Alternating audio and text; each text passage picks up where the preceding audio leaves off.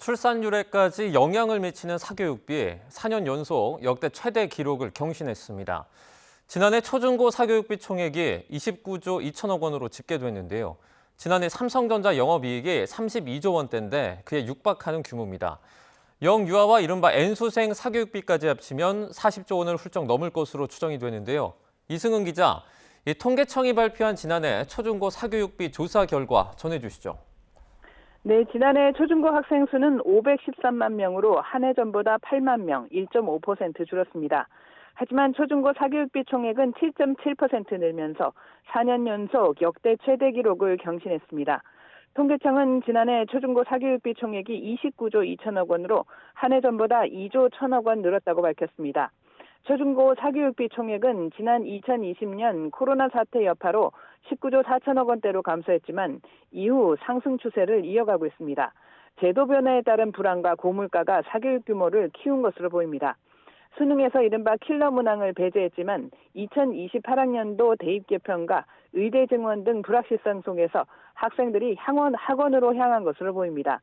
이에 따라 사교육을 받지 않는 학생까지 포함한 전체 학생 1인당 월 평균 사교육비는 47만 4천 원으로 한 해 전보다 9.3% 늘었습니다. 사교육 참여 학생만 집계한 1인당 월 평균 사교육비는 59만 2천 원으로 7.2% 늘었습니다. 특히 서울 지역 고등학생의 경우 1인당 평균 사교육비가 102만 9천 원에 이르렀습니다. 특히 전체 학생 중에 중학교 학생들의 사교육 총액 증가율이 9.5%로 가장 높았습니다. 고교 학점제와 2028학년도 대입을 처음 적용받아 사교육 의존도가 높아졌을 것으로 보입니다. 가장 지출이 많은 학년은 56만 천 원인 고1로 증가율이 2, 3학년의 2배 이상인 9%를 기록했습니다. 갑작스런 의대 증원 발표가 영향을 미쳤을 가능성이 있습니다. 초중고 평균 사교육 참여율도 평균 80%로 1.5%포인트 상승하며 처음 80% 선을 넘었습니다. 초등학생의 참여율이 87.7%로 가장 높았습니다. 반면에 공교육 영역인 늘봄학교와 방과후 학교 참여율은 36.8%로 한 해 전보다 4.3%포인트 줄었습니다.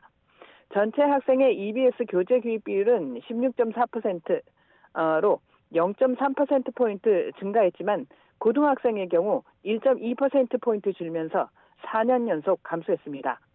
수능과 EBS 연계율 감소의 영향으로 보입니다. 지금까지 YTN 이승은입니다.